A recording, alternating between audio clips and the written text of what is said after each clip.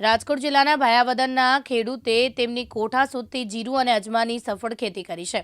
સામાન્ય રીતે દરેક ખેડૂત કોઈક ને એક જણસનું વાવેતર કરતા હોય છે અને સારું ઉત્પાદન મળવાની આશા રાખતા હોય છે, પરંતુ રાજકોટ જિલ્લાના ભાયાવદર ગામમાં એક પ્રગતિશીલ ખેડૂતે એમની કોઠા સુધથી ખેતરમાં જીરું અને અજમાની બંને એકસાથે વાવેતર કરી ખેતી કરી।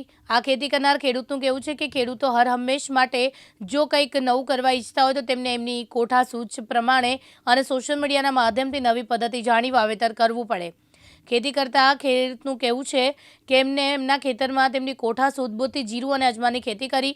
આ ખેતી કરી મબલક ઉત્પાદન થશે અને મબલક કમાણી થશે તેવું આશાવાદ વ્યક્ત કર્યો છે।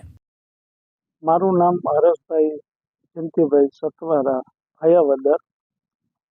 મારી પાસે 40 વીઘા જમીન છે।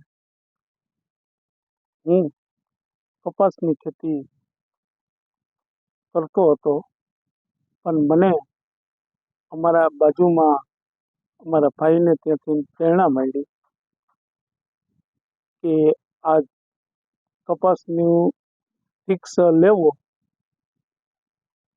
તેની જગ્યાએ જમીનમાં આપણે આ જીરું ને સાથે અજમાનો નવતર પ્રયોગ કરેલ છે, એટલે મેં પણ આ પ્રયોગ કરેલ છે ને બીજા અન્ય ખેડૂતોને આ પ્રેરણા લે એટલા માટે આ રિસ્ક લીધો છે। નમસ્કાર મિત્રો, મારું નામ છે મિતેશભાઈ રસિકભાઈ પરમાર। મારું ગામ છે ભાયાવદર। જગપીર મંદિરની સામે મારી વાડી છે। મારે અહીંયા જમીન છે 50 વીઘા। મેં એમાં 40 વીઘાનું જીરું કરેલું છે ને જીરામાં એક નવતર પ્રયોગ કરેલો છે, જીરું અને અજમા બે સાથે। બધા એમ કે આ ના થાય, પણ મેં કરી બતાવ્યું છે। સાથે તમે જોઈ શકો છો આ અજમાનો છોડ છે ને આ જીરુંનો છોડ છે। 18/11 બેયનું વાવેતર સેમ ડે છે।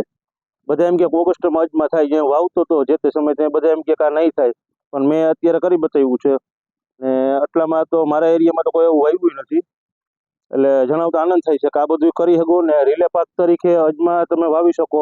એનું કારણ કે અજમા ઘરે આવવાના છે, અજમા જોખમી નથી। જીરું પાક છે એ જોખમી છે, એ આવે કે ના આવે। આ બે વાવવાનું કારણ, મારો પર્પઝ એવો જ છે કે ખેડૂતને રીલે પાકમાં પણ આવક થાય, સાઈડ પાક હોય એમાં પણ આવક થાય।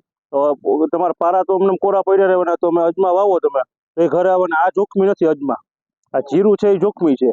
એટલે એક જોખમ તમારો પોર્ટફોલિયો ડાયવર્સિફાય થઈ જાય। ટૂંકમાં ખેડૂતની ભાષામાં બે બધું હરખું રહીએ।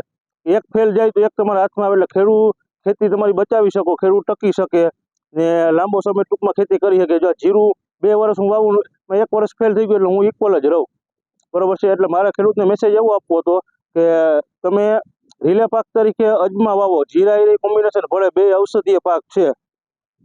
બસ, આભાર। તમે આમાં વાતાવરણ ઓલું થાય તો આમાં નુકસાની આવે? વાતાવરણ, જો અજમામાં કોઈ પણ વાતાવરણ નડતું નથી। એને વાવ્યા પછી એને દવા છાંટવાની નથી, એમાં ખાતર નાખવાનું નથી, એની કોઈ એટલી બધી ટ્રીટમેન્ટ કરવાની નથી। ને જીરું તો આપણે ખેડૂત મિત્રોને ખ્યાલ જ હશે, વાવતા હશે, એટલે કે જીરામાં તો આપણે અઠવાડિયે એકવાર દવા મારવી પડે। એમાં પીરીઓ આવે, કાળિયો રોગ આવે, ભૂકી છારો આવે, સુકારો આવે।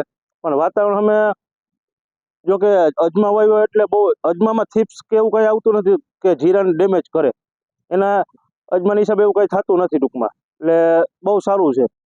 વિપુલ ધામેચા, દિવ્યાંગ ન્યૂઝ, રાજકોટ।